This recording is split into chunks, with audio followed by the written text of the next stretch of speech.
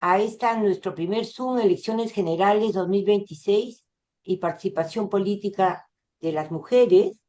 Tenemos hoy como invitado especial a Fernando Tuesta Soldevilla, doctor en Ciencias Sociales de la Universidad Mayor de San Marcos, magíster y licenciado en Sociología en la Universidad Católica, con estudios de doctorados en la Universidad de Heidelberg, profesor de Ciencias Políticas en la PUC y en la Universidad Nacional Mayor de San Marcos, fue jefe nacional de procesos electorales de la OMPE, director del Instituto de Opinión Pública de la Universidad Católica, miembro de la Comisión Consultiva de la Comisión de Constitución del Congreso y presidió la Comisión de Alto Nivel para la Reforma Política del año 2019. Jefe de misión de observación de la OEA en México en 2022, ha escrito varios libros y capítulos en libros y revistas académicas y ha colaborado en los más importantes diarios del país. Y también decir que, además, para nosotros, Fernando Tuesta es un aliado nuestra, ¿no es cierto?, de la campaña Somos la Mitad, Queremos Paridad. Con esto iniciamos, bueno, continuamos nuestras actividades del 2026. Hemos iniciado con 2 desayunos de trabajo, construyendo la agenda feminista para el nuevo Congreso. Estamos siguiendo hoy con esta charla Oye, qué mentiroso informativa soy. de Fernando. Y también, digamos, estaremos el 16 de febrero con la Comisión Interamericana de la OEA, con el lanzamiento de la ley modelo de paridad, ¿no es cierto?, a la cual todos los que están aquí presentes hoy están invitados, ¿no? Entonces le damos el, el pase, ¿no es cierto?, y la bienvenida a todos y también especial a Fernando, que ha acompañado, digamos, a nuestra campaña por muchos años. Bienvenida, Fernando. Muchísimas gracias, Diana, y a través tuyo a Flora Tristán, a Manuela Ramos y a quienes están organizando esta tarde informativa. Quiero compartir ah, una presentación. ¿Es posible? Ya. Sí, adelante. Ujú.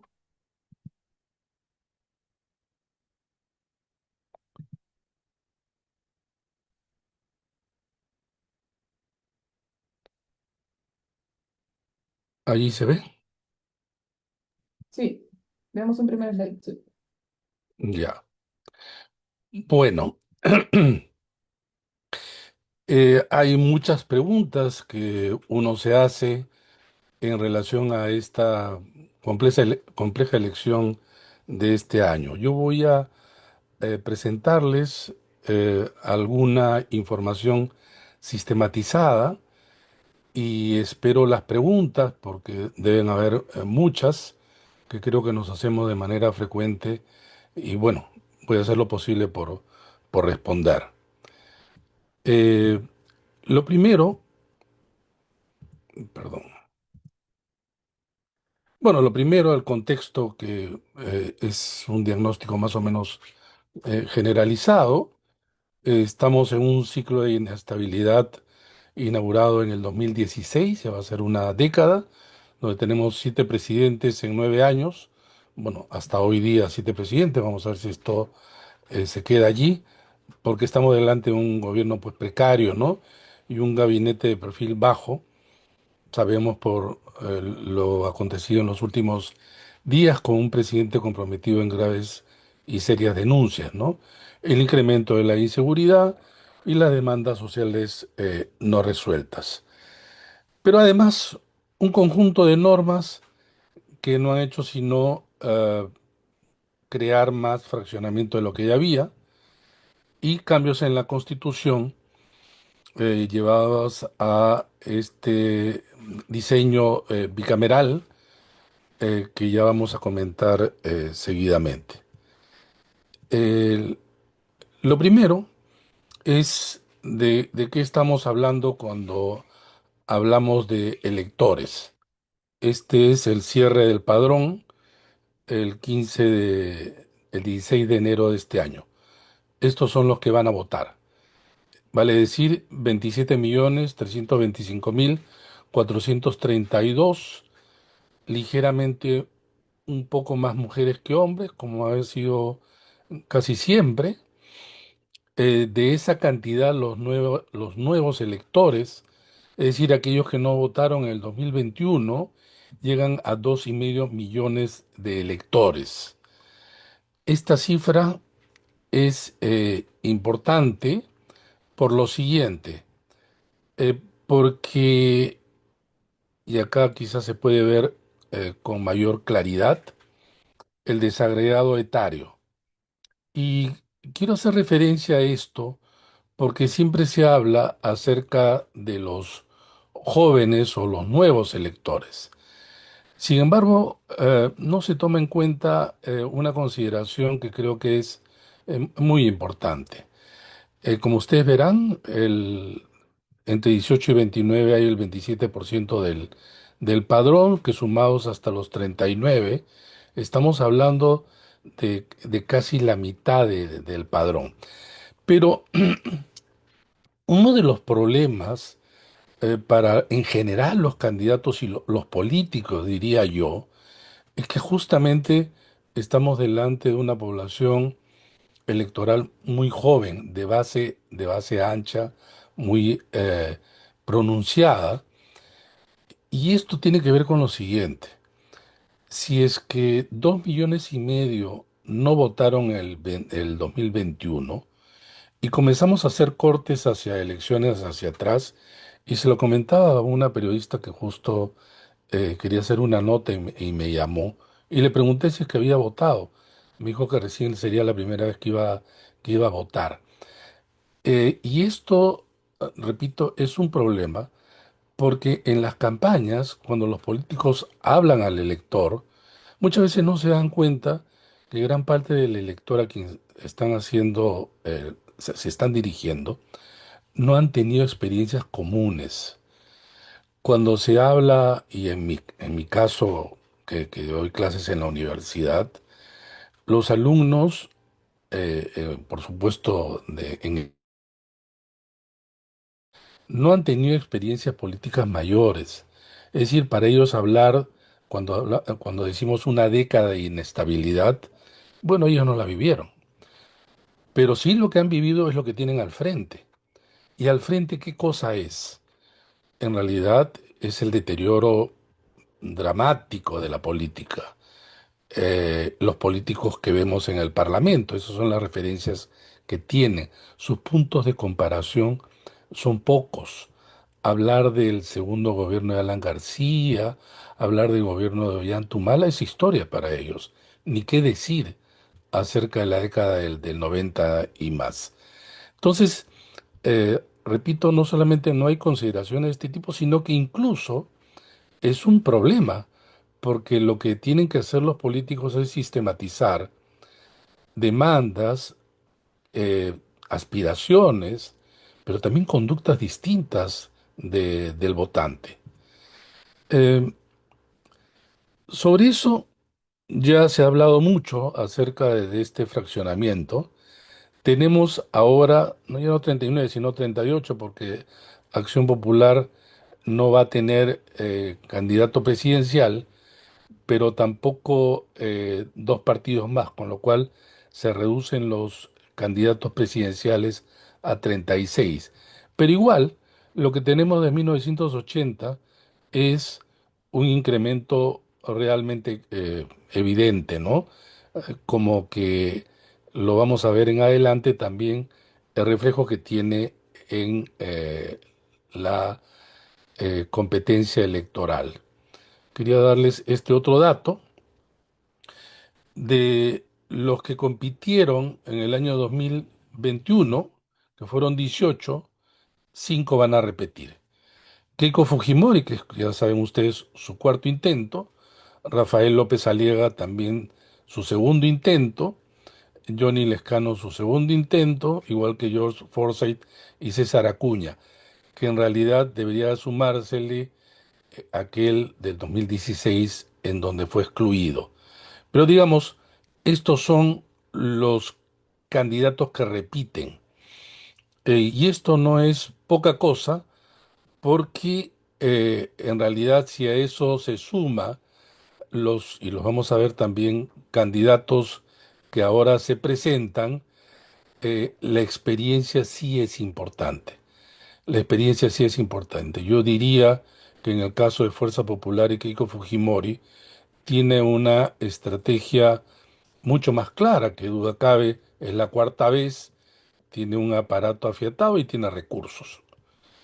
En el caso del contexto entonces propio de de la elección, en términos que hay eh, en esta polarización que tanto se habla, una confusión y enorme complejidad de la elección. Pues tenemos 5 elecciones simultáneas. Y cuando digo simultáneas, es que se realizan no solamente el mismo día, sino que en el formato peruano tenemos una sola cédula. Y esto tiene implicancias, no tanto el resultado de cada una, que ya vamos a ver, sino por tener una cédula única.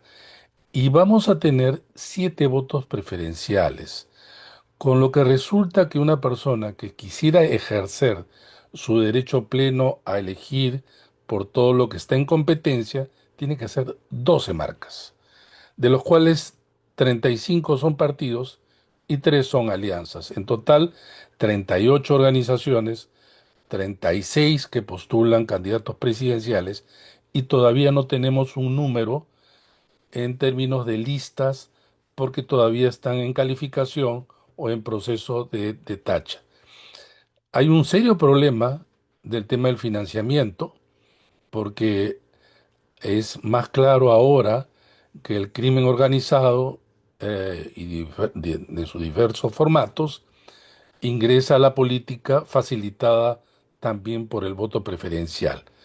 La violencia política podría establecerse con mayor amplitud, aun cuando es más probable que esto sea en el segundo semestre del año, con elecciones regionales y municipales. Y el incremento, como ustedes ya probablemente han visto, pero que esto se va a acelerar, de los fake news, facilitada pues ahora con la inteligencia artificial.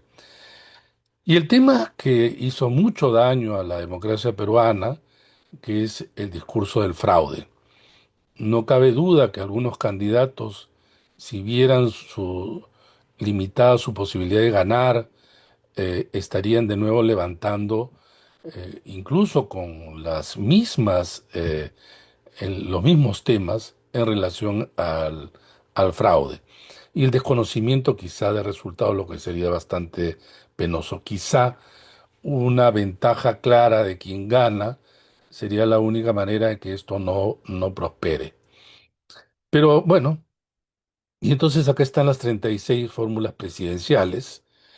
Probablemente ustedes conozcan o no conozcan a varios, les digo con sinceridad, yo tampoco a todos, pero esto es la mayor oferta que hemos tenido en realidad en la historia, ya que tenemos candidatos con experiencia, como hemos visto, de participar como candidato presidencial.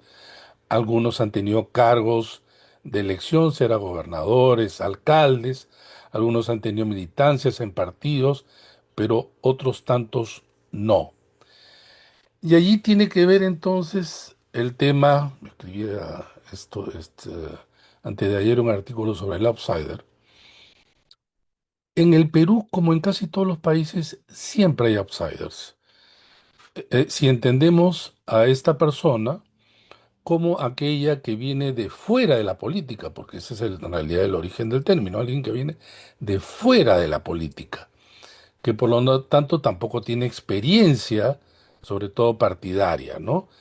Algunos cumplirían esto, ¿no? Pero en el caso peruano, el outsider no ha tenido que ver tan solo como el perfil del candidato, sino la circunstancia. Y los dos claros outsiders que aparecieron a nivel presidencial fueron, ya saben ustedes, Alberto Fujimori en el 90 y Pedro Castillo en el 2021. ¿Qué atributo decir? No, ¿qué circunstancia? Que es crecer y lograr ganar en el último tramo. Esto ha llevado a que dos cosas. Uno, a la incertidumbre, porque tenemos 45% de las personas que dirían, según los distintos mediciones que hay de encuestas, digo, muchos esperan que esto todavía se ponga quizá con ligera claridad en las próximas semanas, no ahora. Eh, pero también esto ha llevado a instalarse en muchos políticos que ahora son candidatos en que ellos pueden ser ese outsider que sale disparado como una centella porque se alinean los astros y entonces ellos pueden ser los escogidos. Esto ha tenido, de mi punto de vista, un elemento negativo porque no ha labrado la posibilidad de tener amplios coaliciones, amplias coaliciones para poder justamente ser alternativas posibles a quienes ahora tienen el poder, sobre todo en el Congreso.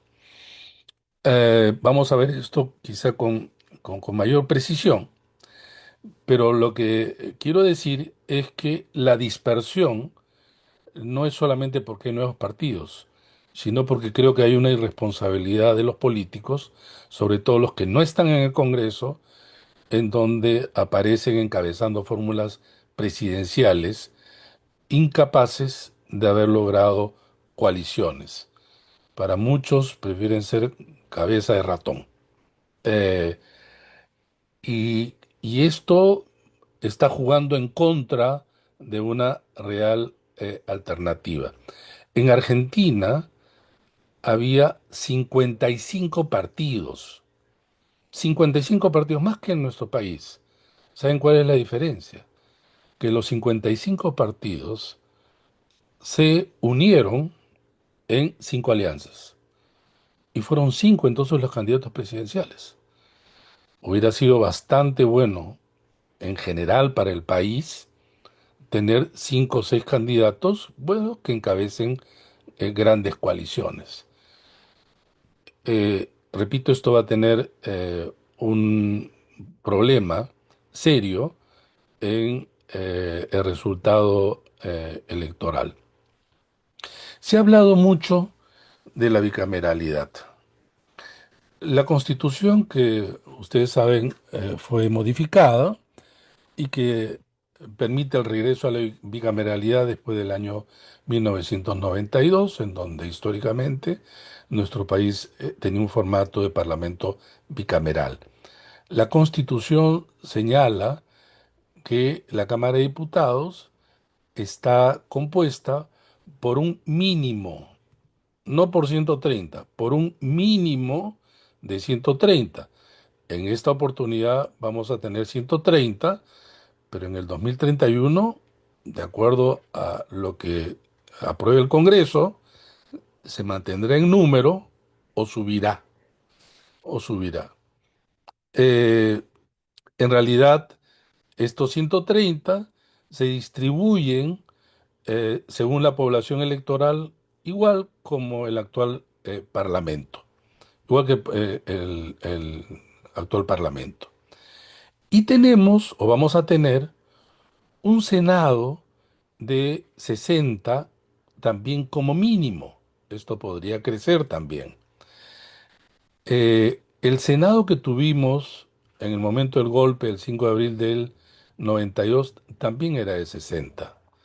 Pero en aquel entonces se elegía por circunscripción única. Esta vez el Congreso ha decidido que el acceso al Senado sea 30 de una manera y 30 de otra. Y esto va a crear y crea, eh, y va a crear, digo, porque para quienes todavía no están muy enterados, y a los votantes en general, una enorme confusión. Lo que hay es un solo Senado de 60, lo que va a haber, pero dos formas de acceso. ¿Cuáles esas dos formas de acceso? Señala la propia Constitución que eh, 30 escaños se alcanzan a partir de distribuir un escaño por circunscripción. Entonces Tumbes va a tener uno, Ucayali va a tener uno, Pasco va a tener uno, etcétera, salvo Lima, que va a tener cuatro. Lima va a tener cuatro. Eh, pero además, peruanos en el exterior también van a tener uno, con lo cual suman en total 30. Ya vamos a ver luego la cédula para que ustedes puedan tener mayor claridad en esto.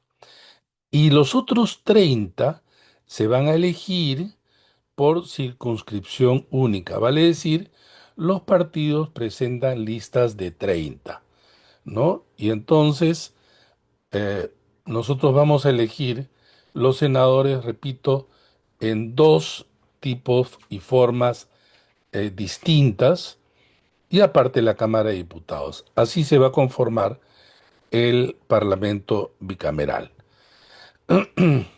Y acá tienen ustedes la famosa cédula. Cédula, boleta, le dirían en otros países. En realidad el término cédula solamente se usa en el Perú, porque en otros países eso confunde con la cédula de identidad. El término de cédula asocia con la identidad.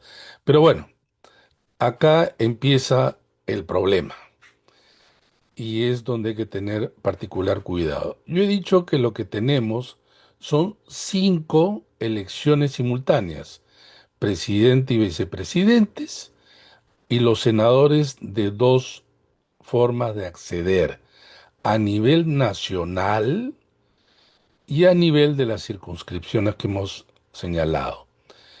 De manera incorrecta, el periodismo sobre todo, y luego ha sido así copiado por los candidatos, hablan Senado Nacional, Senado Regional. No existe ningún Senado, ni nacional ni regional, existe un Senado. La forma de acceso es por estas dos modalidades que he señalado. Aquí está la Cámara de Diputados y finalmente el Parlamento andino. ¿Por qué digo que hay que marcar, hacer 12 marcas? Porque vamos a tener que marcar en primer lugar el símbolo o la foto en el caso del presidente y el símbolo en cada uno de los casos. Son 5 marcas, pero además verán ustedes, hay voto preferencial en cada una de las otras opciones. Pero ¿por qué acá hay uno solo y no dos?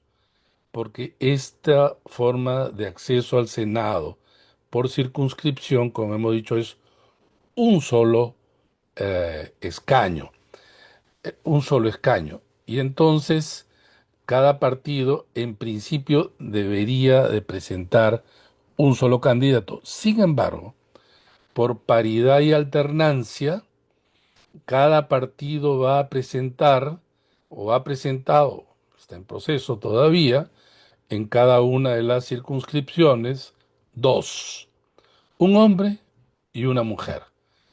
Y según el partido y cómo ha desarrollado sus elecciones primarias, ah, encabezará un hombre o una mujer según corresponda. Por eso acá solamente hay uno. En todos los demás casos son dos votos preferenciales. Cuando digo que las elecciones son simultáneas, quiere decir que además el resultado de presidente no tiene ninguna implicancia en el resultado de senadores y entre las dos formas de acceso tampoco tienen ninguna implicancia, ni tampoco con diputados ni parlamento andino. Cuando digo implicancias, quiere decir que esta, la del presidente, es un resultado, va a dar un resultado independiente de los otros y estos también en relación al resto. Y a todo nivel. Si, por ejemplo, y acá viene en relación al umbral, en relación al umbral. Para elegir, ustedes saben, presidente de la República, se requiere superar el 50% de los votos más uno, de los votos válidos. Los votos válidos son aquellos que van dirigidos a los candidatos, sin contar nulos y blancos.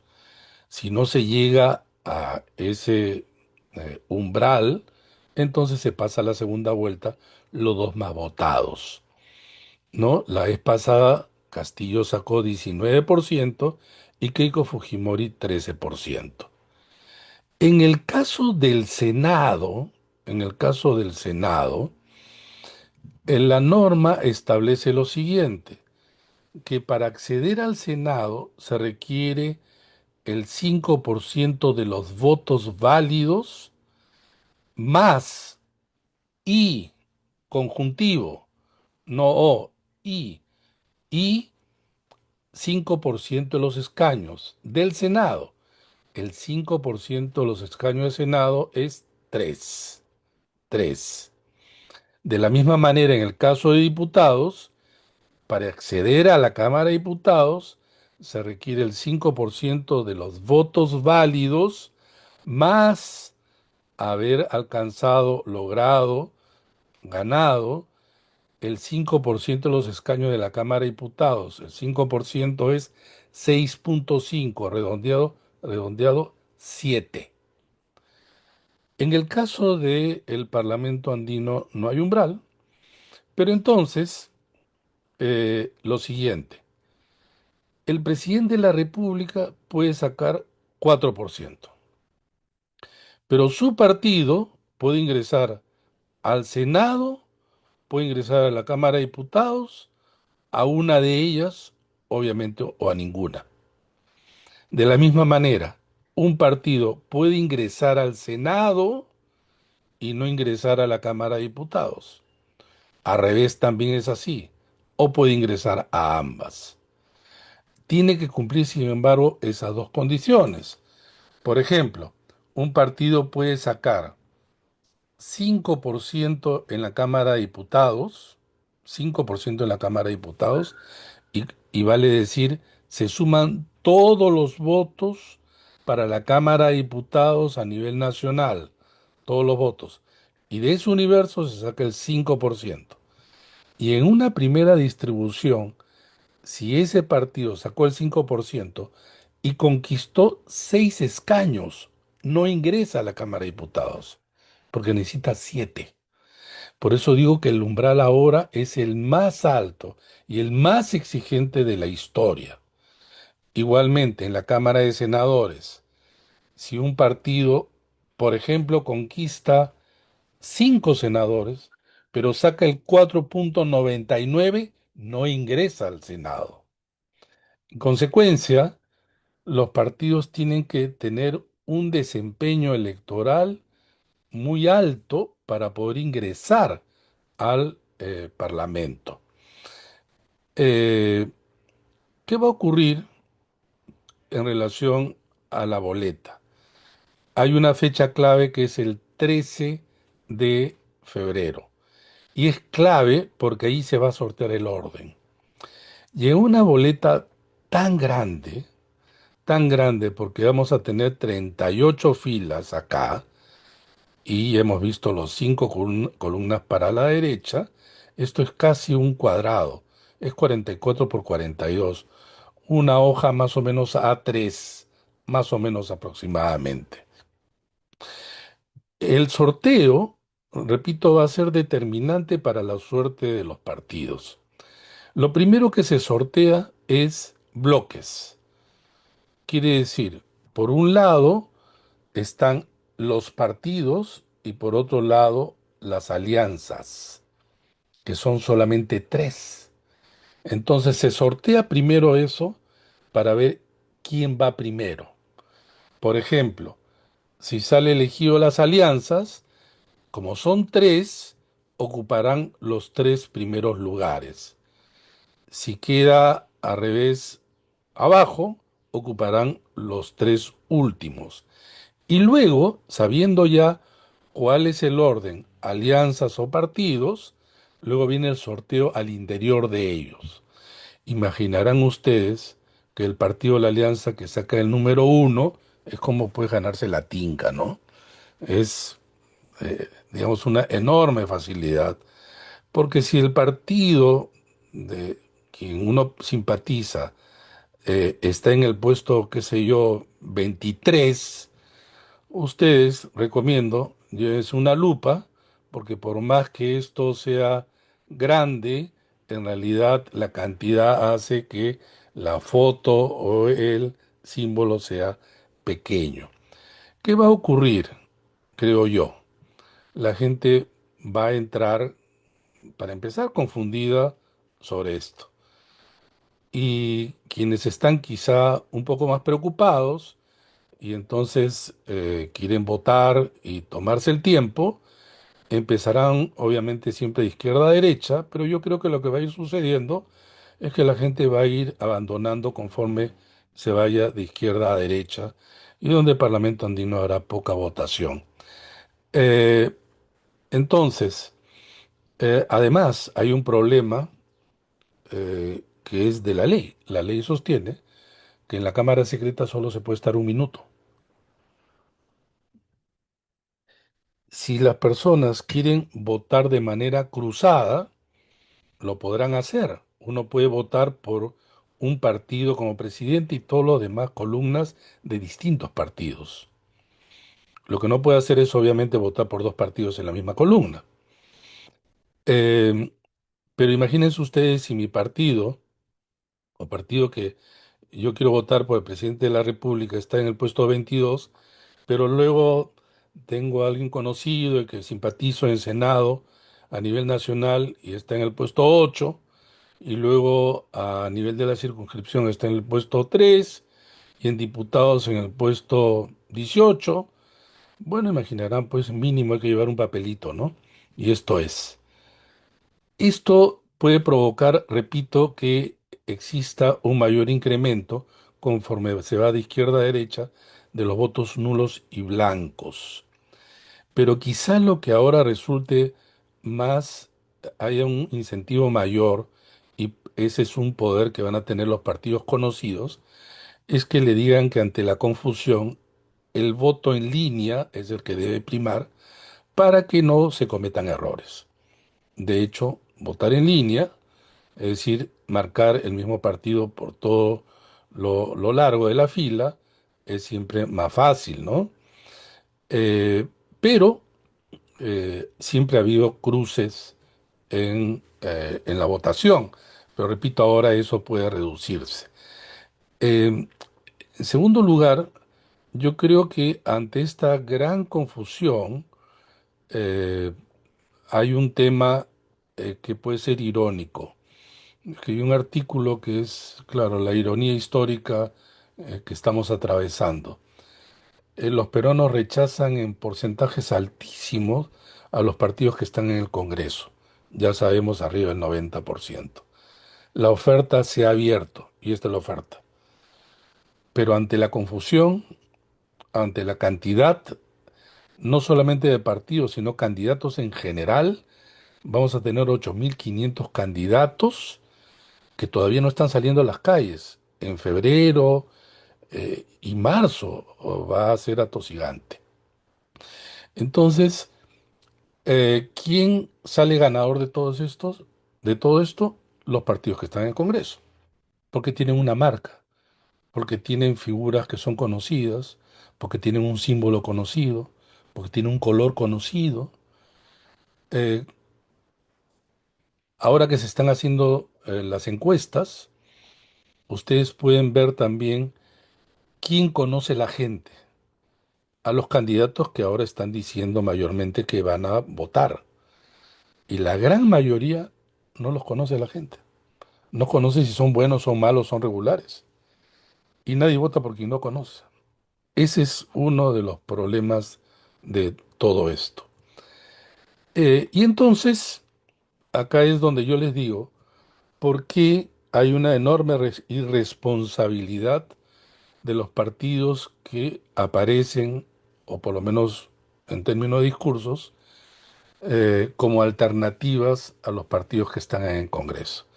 Yo he hecho una simulación, y que es la siguiente, sobre la información que teníamos de la elección del 2001, 2006, 2011, 2016, 21 y ahora.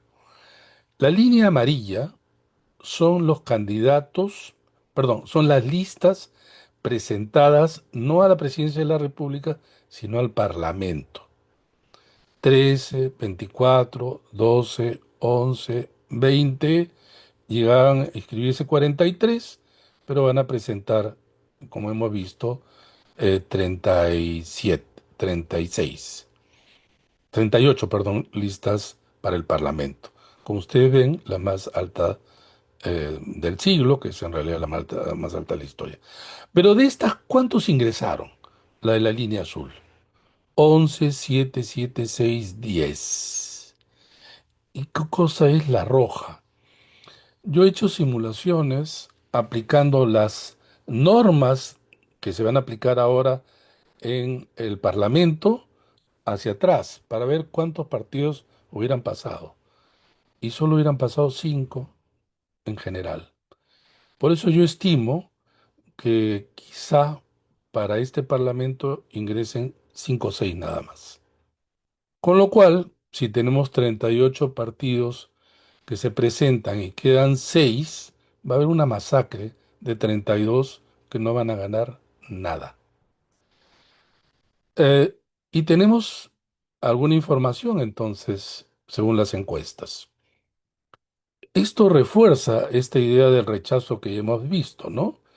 Que el 65%, según una encuesta de Datum, considera que el candidato de su preferencia sería alguien que nueva en la política, ¿no? Esto es recurrente en el Perú. El 29% prefiere con experiencia, ¿no? 4 le da igual. Pero el 65% que es alto. Sin embargo, la última encuesta, perdón, de Datum, nos ofrece este listado que ustedes ya deben haber visto y que se repite en casi todas, ¿no? Rafael López Aliaga, Keiko Fujimori, Carlos Álvarez, Alfonso López Chao, bueno, Mario Vizcarra, George Forsyth, César Acuña, Johnny Lescano, José Luna Gálvez, Ricardo Belmont, Carlos Spa, Roberto Quiabra. Si se dan cuenta, salvo Alfonso López Chao y Mario Vizcarra, aunque la gente todavía sigue confundiendo Mario con Martín, el resto son personajes conocidos públicamente previa a esta elección. Rafael López Aliaga, Fujimori, eh, George Forsyth, conocido, César Acuña, Johnny Lescano, todos, salvo Carlos Spa, digamos, menos conocido, y que habla, y ni que hablar de varios de los que están abajo, ¿no? Vamos a comparar un poco con la de Ipsos y tenemos más o menos lo mismo, ¿no? Más o menos lo mismo. Como los márgenes, el margen de error es promedio, en 2.7, 2.8, estamos delante, pues, de un listado en donde se pueden intercambiar.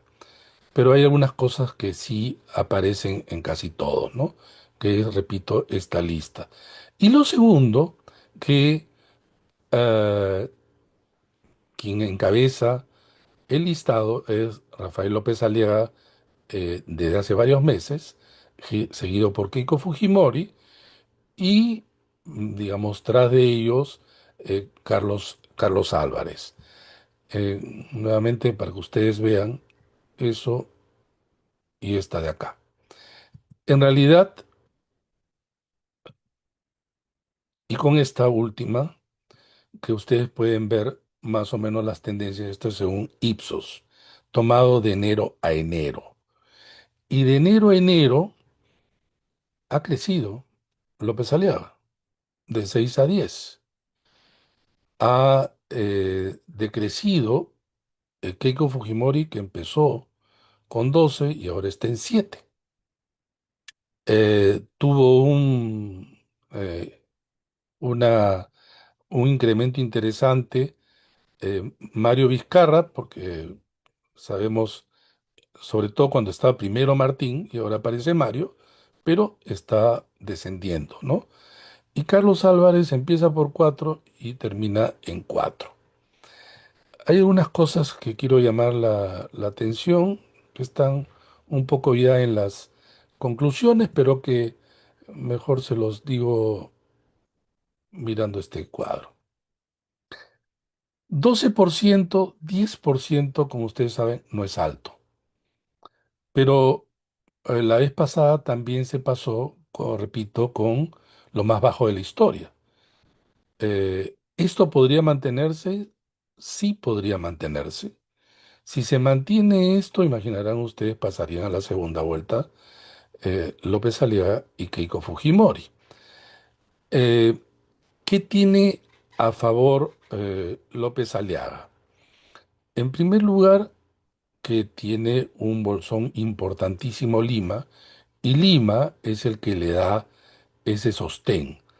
En Lima, como verán ustedes, comparado con el resto de regiones, hay eh, una proporción, un porcentaje muy alto. Eh, y el sur, que tanto se habla, pues él gana a todos en el sur. Miren ustedes. Ha hecho, bueno, Rafael López Aliaga, yo me lo encontré en el 2024, en octubre del 2024 y hacía campaña. Está haciendo campaña mucho tiempo, tiene muchos recursos y ha conseguido por eso estar, desde mi punto de vista, primero. Ahora, eh, si no hay cambios drásticos acá abajo, él podría pasar, obviamente, a la segunda vuelta. ¿Cuál es el problema de Rafael López Aliaga, de mi punto de vista? Mantenerse a veces arriba, pero sin crecer mucho tiempo, puede llegar a desgastar. En el Perú los políticos se desgastan muy rápido. Lo segundo es que esto que es su pie fuerte también es su pie débil, porque en Lima sí es pues, tiene un apoyo alto, pero Rafael López Aliaga por lo mismo y por haber sido alcalde es muy quizá limeño. Ningún, ningún alcalde de Lima elegido y candidatearon muchos, llegó a ser presidente de la República. Ah, fuera de Lima hay una resistencia para votar por un, digamos, limeño, ¿no? Alcaldes de Lima que fueron candidatos, de Luis Bedoya Reyes, Alfonso Barrantes Lingán, Alberto Andrade, Luis Castañeda, Susana Villarán, Ricardo Belmont, todos han intentado, o casi todos. Él, por cierto, también. Este es eh, para mí un problema. Me refiero para problema que veo en su candidatura y la zona urbana en relación a la rural, como verán ustedes, es bastante muy bien diferenciada, ¿no? En el caso de Keiko Fujimori, puede estar ocurriendo en parte lo del 2021. Ella se mantuvo allí expectante, pasó con el 13%. Keiko Fujimori en el 2016 logró casi el 40% en primera vuelta. En el 2021, 13%. Y entonces sí podría pasar, obviamente, a la segunda vuelta. El problema de Keiko Fujimori, donde hay más mujeres que votan por ella que hombres, y tiene un porcentaje, según ven ustedes la columna, que le favorece. Es una de las pocas, de las cuatro mujeres, las únicas cuatro de los 36 candidatos que son mujeres, ¿no? Tiene también una preferencia en Lima y lo que siempre se ha sabido que es en el norte del país y muy disminuida, obviamente, en el sur. En el caso de Carlos Álvarez, él ha mantenido este, repito, 4%, pero tiene una votación también en el norte donde le está peleando a Keiko Fujimori.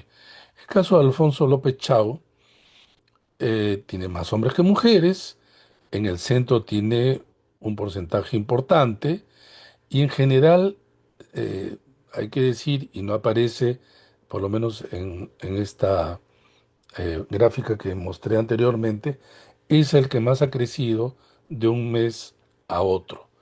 En el caso de Mario Vizcarra, ha descendido de manera pronunciada.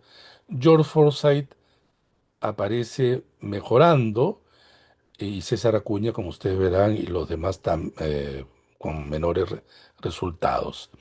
Pero hay algo que favorece a Rafael López Aliaga, Keiko Fujimori, George Forsyth, César Acuña y también José Luna. Repito, el nombre del partido. Acá no lo tengo, pero cuando se vota, cuando se le dice por partido a la gente, entonces acá se refuerzan ellos.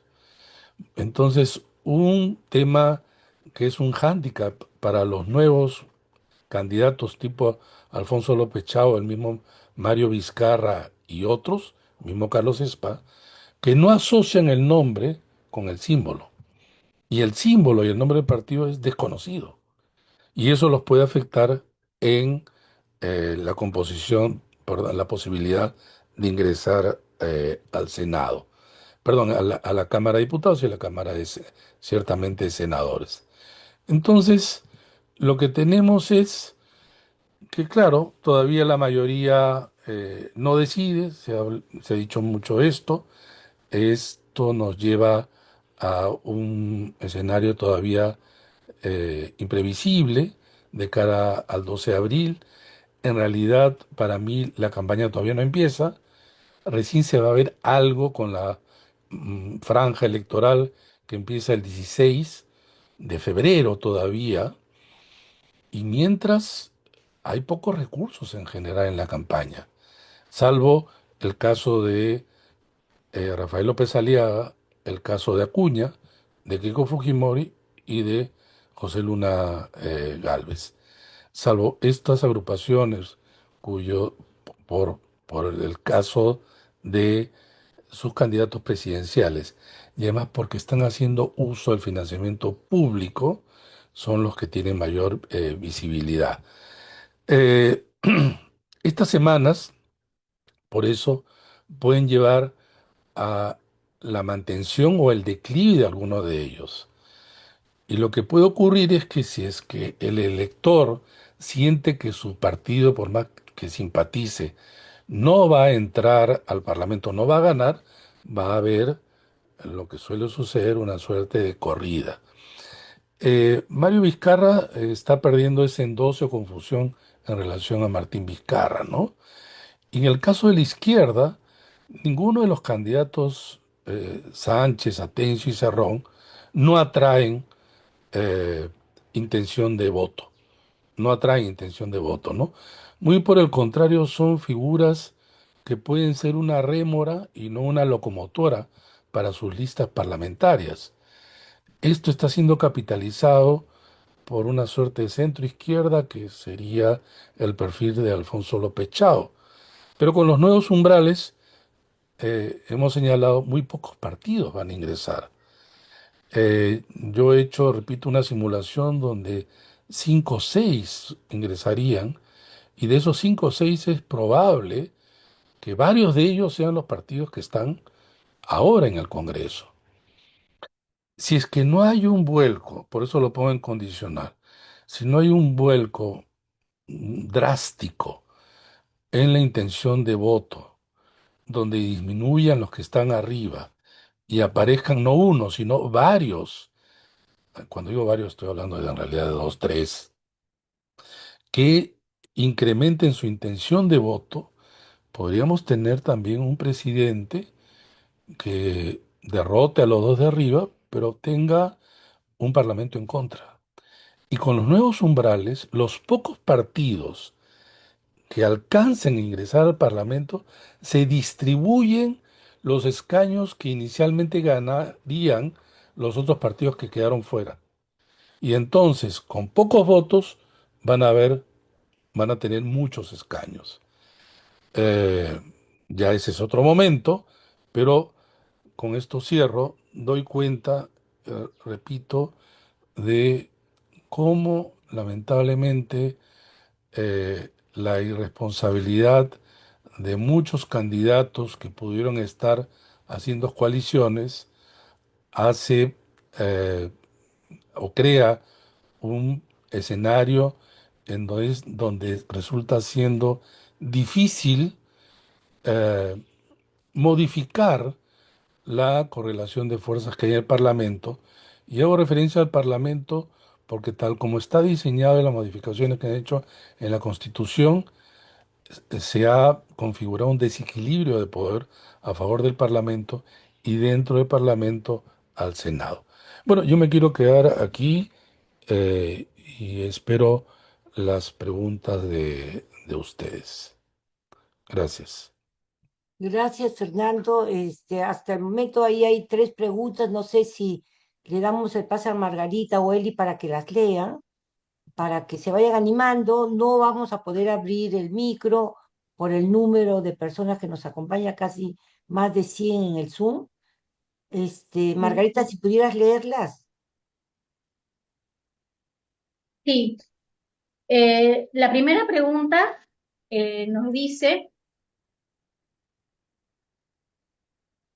que a qué se debe la falta de coaliciones entre los partidos políticos para poder postular de forma conjunta. De alguna manera Fernando la ha respondido, pero es una pregunta concreta. Y después la segunda pregunta dice que según las encuestas, las mujeres, aproximadamente un 30%, suelen declarar que todavía no saben por quién van a votar, porcentaje que es mayor que el de los varones. Entonces, siendo esto así, nos preguntan qué se puede hacer para mejorar el posicionamiento de la participación política de las mujeres también como electoras. Esas serían las primeras dos preguntas mientras vamos ubicando las demás. Bueno, a ver, yo creo que hay un tema real de irresponsabilidad, ¿no? A eso hay que agregar que, miren, he conversado con muchos candidatos de todo nivel. El desconocimiento de las reglas es enorme, es enorme. Yo creo que si es que se les hubiera dicho antes que se inscriban, miren, este es el escenario que probablemente va a ocurrir con las normas, hubiera sido pues hubieran hecho un esfuerzo, ¿no? Pero quizá esto ya a título más personal, veo a candidatos presidenciales que tranquilamente pudieran haber estado en una sola lista. Y candidatos a diputados y senadores, eh, hay muchos que son buenos hombres y mujeres que pudieran haber estado en una o dos listas. Están dispersos. Y la probabilidad que no ingresen es altísima. Es altísima. Entonces, este es no solamente un tema de los, los terribles partidos del Congreso, sino también son los partidos que quieren ser alternativas y han sido irresponsables. Ahora, el 30% de las mujeres que no han decidido, en fin, esto es más o menos un patrón, ¿ah? El qué se puede hacer, yo en- delante de ustedes soy incluso menos indicado. Ustedes conocen más el trabajo que se puede hacer, pero lo que probablemente ya sepan, pero que es útil igual decirlo, eh, el voto preferencial puede ayudar a hacer campaña por obviamente mujeres, ¿no? Lo segundo, si yo tuviera que decidir, yo concentraría la campaña lamentablemente en algunos pocos. Repito, yo he visto varias conocidas, amigas, que están en un montón de listas y uno no puede votar sino por un partido en cada cámara y escoger dentro de ese partido a dos por el voto preferencial. No hay más. Adelante, Elizabeth, ¿no? Que tiene dos preguntas nuevas.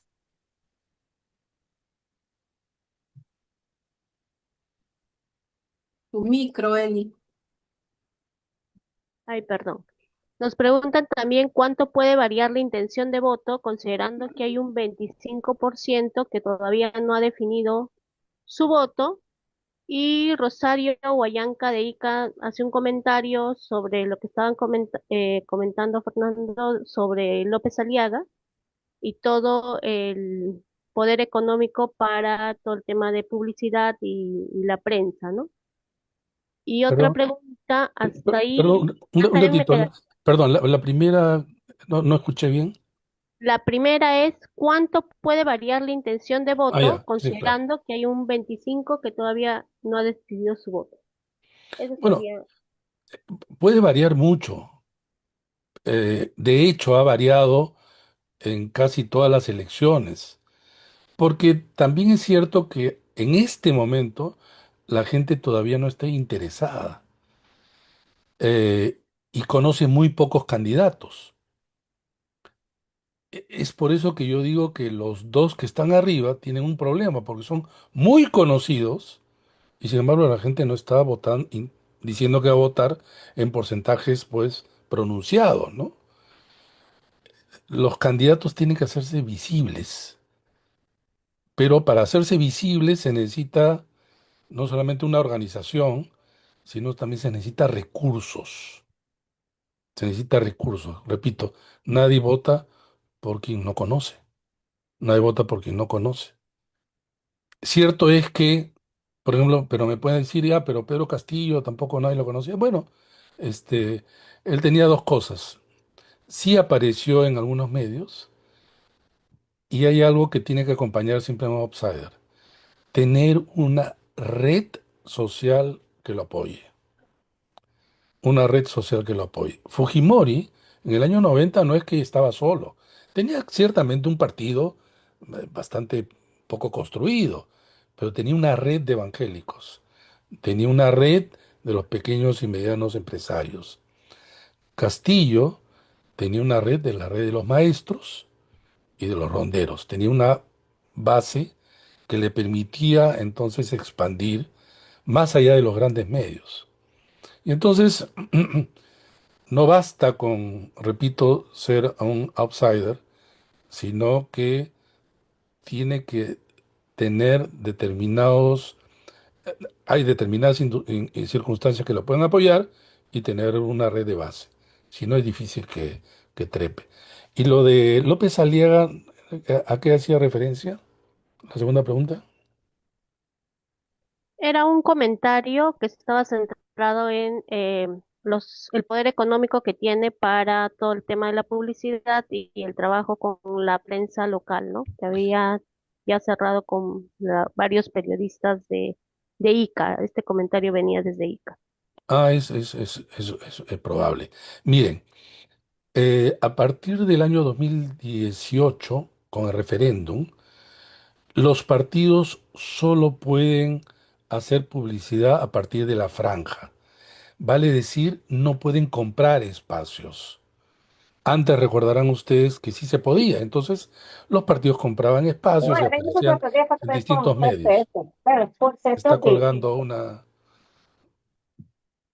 micro ahí. Bueno, qué está Por ocurriendo? favor, si pueden apagar su. no, esa señora Pelli Tuanama, ya, sigue nomás, adelante, Fernando. ¿Qué está ocurriendo de mi punto de vista? Que efectivamente, sobre todo televisión, radio también por supuesto, pero sobre todo televisión, Lo que hacen están, obviamente, entrevistando a candidatos, pero más o menos los conocidos, ¿no? Eh, y yo creo que eso, en el momento en que nos acerquemos a el día de la elección, va a ser sumamente importante porque eso le da alta visibilidad. Hace 5 años yo hice un estudio en donde hice un cuadro de entrevistas que hacían a los candidatos presidenciales y había un enorme desnivel. Obviamente el señor Rafael López Aliaga salía, por ejemplo, en Willax, de todas las entrevistas que hizo Willax, la mitad eran para él. Y ahora en los cambios que están habiendo en Panamericana Televisión, en Willax, el- dicen que América Televisión, pues la cosa no pinta bien en términos de equidad, ¿no? En términos de equidad. También es cierto que es difícil para los programas, pues tienes al frente 36 candidatos presidenciales. Ya el debate, obviamente no va a ser debate, ¿no? Eso no va a ser debate, ¿no? Va a haber exposiciones. Bueno, le van a decir debate, pero no va a haber debate. Y sí, fuera de Lima, en medios locales, probablemente ocurra lo que dice la persona que ha preguntado, ¿no? Que algunos medios estarán cerrando, no sobre la vía de la publicidad, sino a partir de entrevistas. Esa es la forma de eludir y ganar visibilidad. Fernando, hay nuevas preguntas, se están animando, a ver cómo las presentan Margarita y Eli. Sí. Eh, Dos preguntas más. Hay una que dice que por qué Pero el puedes sur. nombrar su nombre, por favor, diles Manuel Sicha, me Es parece que que yo he escribe. tomado he tomado nota de las preguntas, no de las Ah, personas. ya. ¿Ya? Oh, es que es bien importante para que sepa que es de Ica, Sí. que Manuel Chicha, en fin, bueno, adelante. ¿Por qué el sur y los sectores socioeconómicos D y E decidirán al ganador en las elecciones? O sea, es parte de un supuesto, ¿no? De que son esos sectores los que determinan al ganador o ganadora de las elecciones. ¿Y por qué en el caso de las candidaturas que provienen de movimientos sociales, podemos hablar de que tengan o no una mayor o menor opción? ¿Qué opción tienen esos candidatos y candidatas de movimientos sociales? A excepción, por ejemplo, del caso de Indira Wilga, que es una figura conocida, ¿no? ¿Realmente pegan o no pegan? Esas serían dos preguntas que también nos acaban de hacer. Pero la primera, perdón, hacía referencia a qué. Sí, que por qué Ah, el el sur, el sur, sur. así Ya, es, el sur y los sectores económicos de IE determinan ya, el pero, ganador o ganadora. bueno, eso es algo que es muy frecuente, una escucha, pero miren, todos los votos son iguales. Sur, norte, centro, etcétera. El sur no determina. Es como decir que el norte determina.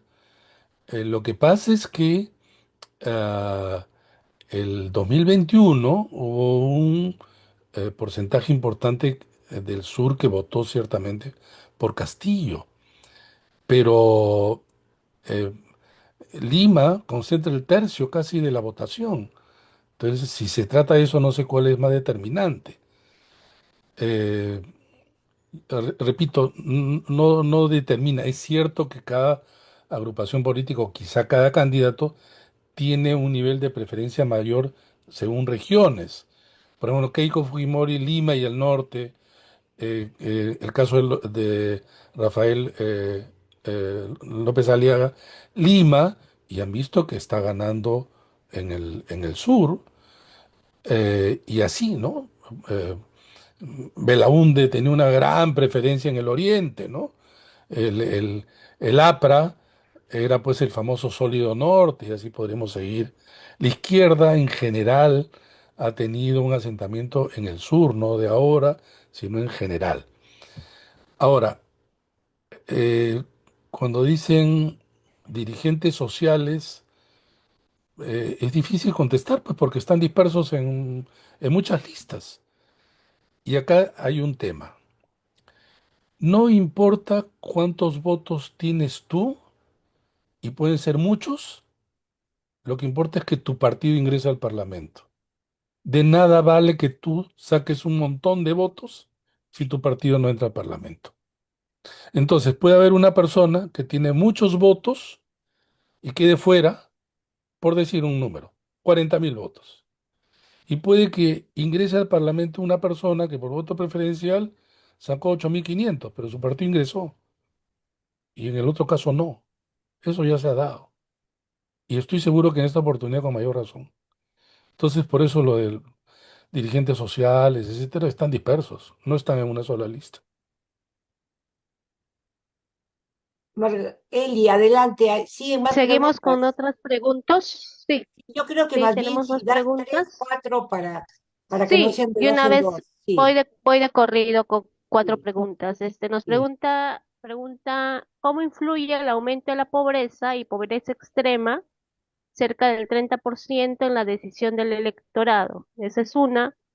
Y luego justo nos señalan el voto al Congreso que solo marca el símbolo y no indica el número del candidato preferencial. ¿Cómo se contabiliza eso? Ujú. Otra Ah, pregunta, ¿por qué las personas marcan como opción a los últimos de la lista? Otra, tengo dudas en relación a la suposición de que Keiko sea más votada por el hecho de ser mujer. Creo que habría que plantear cómo López Aliaga tiene una desproporcionada aceptación por parte de los hombres. Por otro lado, la charla se encuadra en la participación política de las mujeres, ¿qué recomendarías a la hora de comunicar y querer marcar una agenda feminista? Eso nos dice Amaya San Miguel. Y hasta ahí porque siguen preguntas. ya. A ver, eh,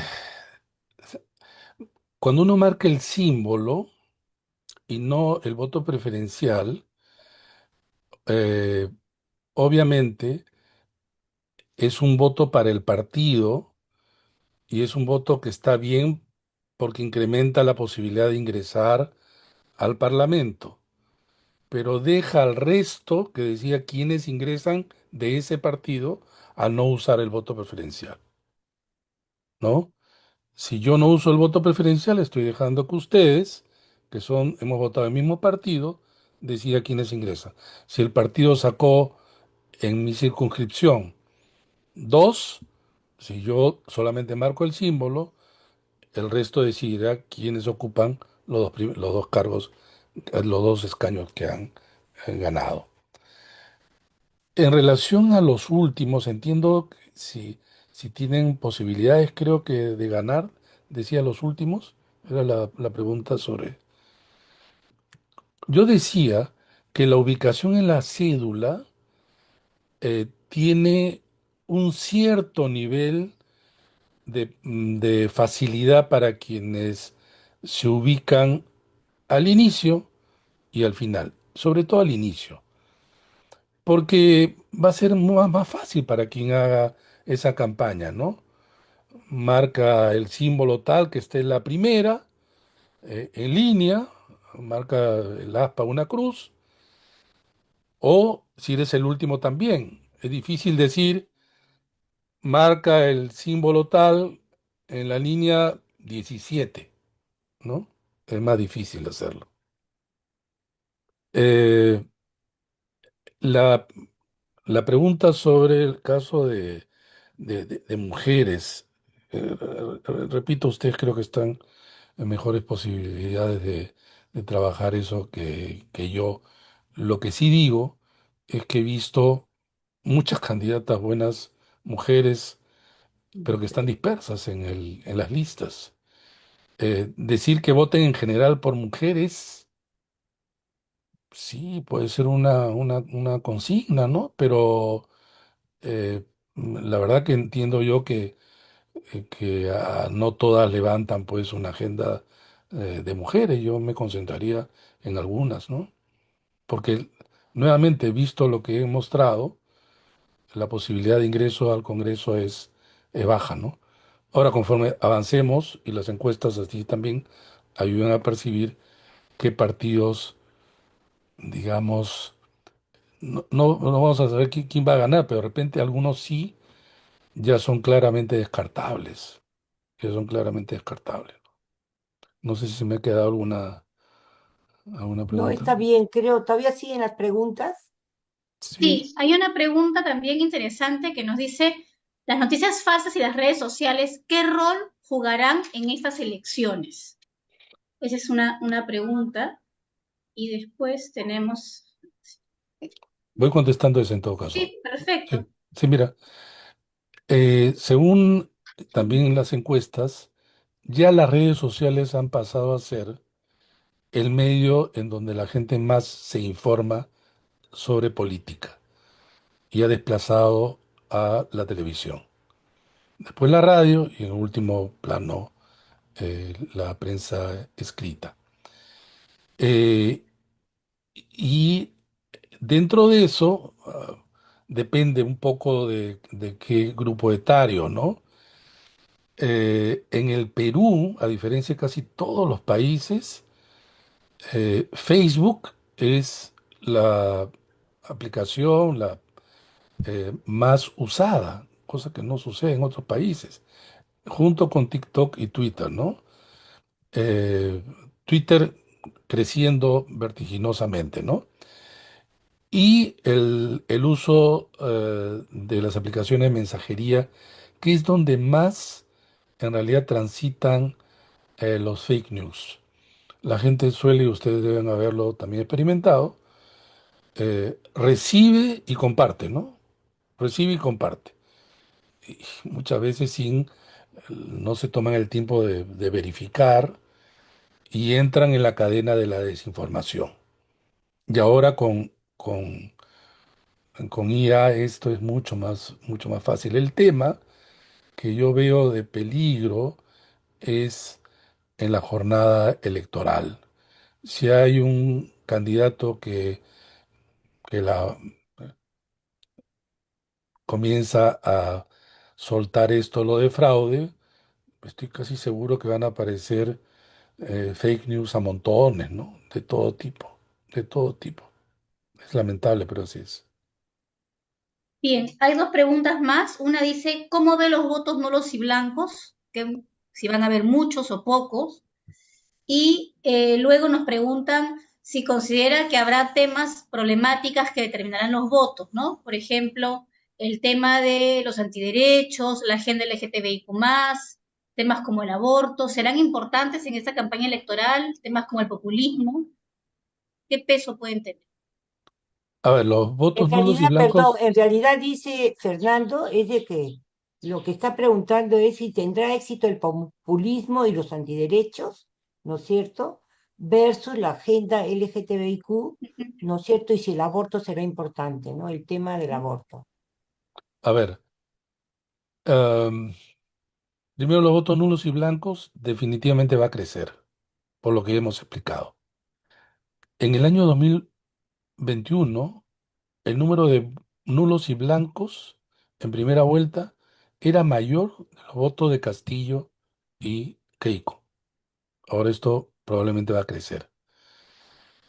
Eh, los temas de agenda que van a cruzar y están cruzando la campaña, los fuertes, es algo que más o menos es conocido. Y son tres: seguridad, y por eso que han visto que cada candidato quiere ser el candidato más duro, ¿no? Porque es el número uno. Número dos, corrupción. Y número tres, economía. Y número tres, economía. Los candidatos no se van a meter a estos temas que son, digamos, más sensibles, por ponerle un nombre. Eh, y creo que va a ocurrir como la vez pasada, ¿no? Eh, los eluden o en algunos casos los pro familia claramente, ¿no? Lo van a decir. Y ahí juegan pues el papel, sobre todo en entrevistas, los medios, ¿no? Quieren poner en aprieto de repente a un candidato y van a preguntar pues sobre el aborto, en fin, unión civil, en fin, todos estos temas que eh, van a tratar lógicamente, de eludir, ¿no? Hay un grupo de medios que ya se que jugó un importante papel en el 2021 de ser desinformadores y que básicamente se colocan en la extrema derecha y que ahora están mucho más cohesionados, tienen mayor capacidad. eh, Esos van a ser eh, claves.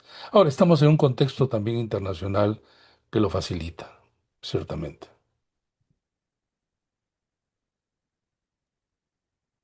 ¿Alguna más que quedó por ahí? Hay, ¿Alguno que un párrafo que había en una pregunta que no leímos, que dice, ¿no? Como la charla se encuadra en la participación de mujeres, ¿qué recomendarías a la hora de comunicar y querer marcar una agenda feminista? O sea, es bien concreto Y esa cosa. sí, lo dije hace ¿Sí? un ¿También momento, sí. está? Ya.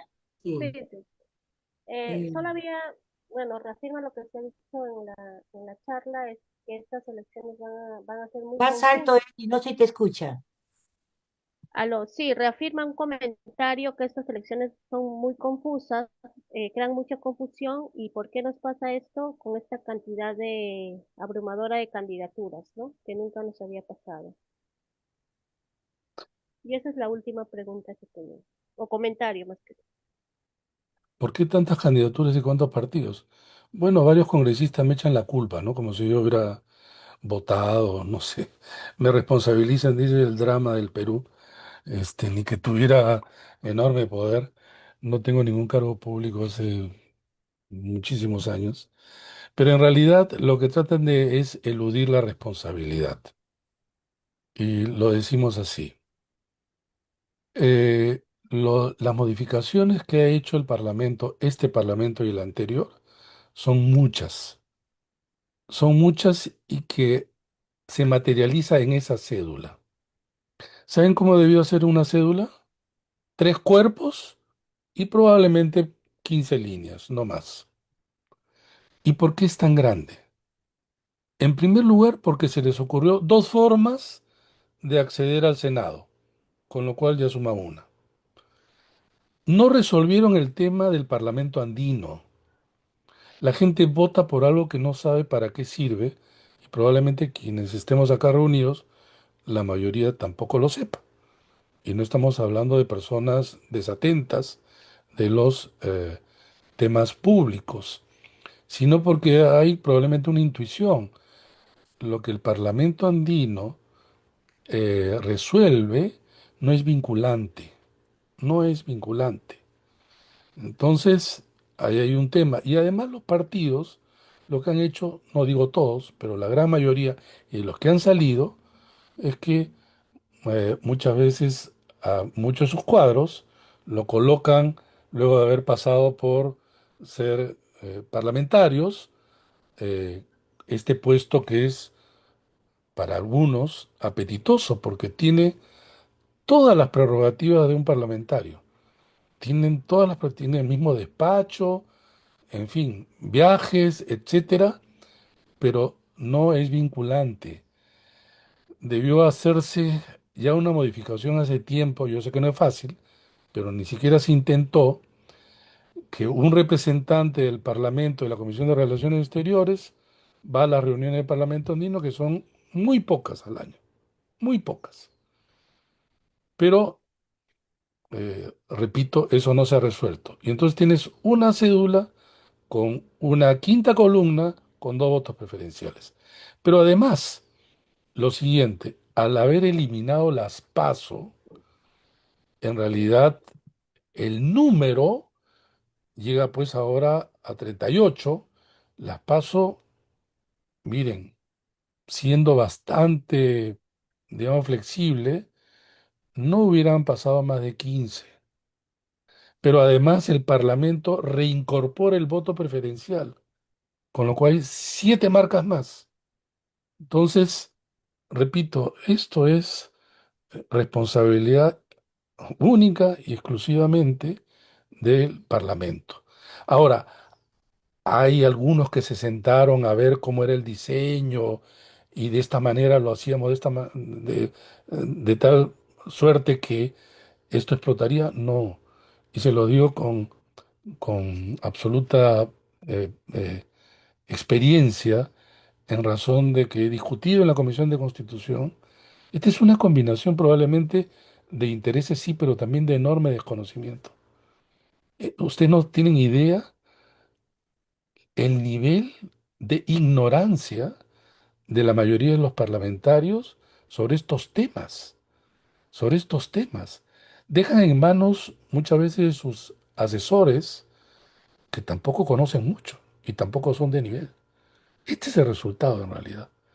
Porque si es que uno hubiera querido ser, digamos, mucho más, eh, eh, digamos, hubiera producido un sistema electoral que le favoreciera directamente y hubiera hecho otras cosas.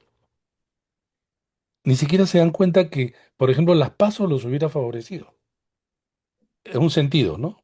Hubiera favorecido a los partidos que tienen algún nivel de organización, algún nivel de organización.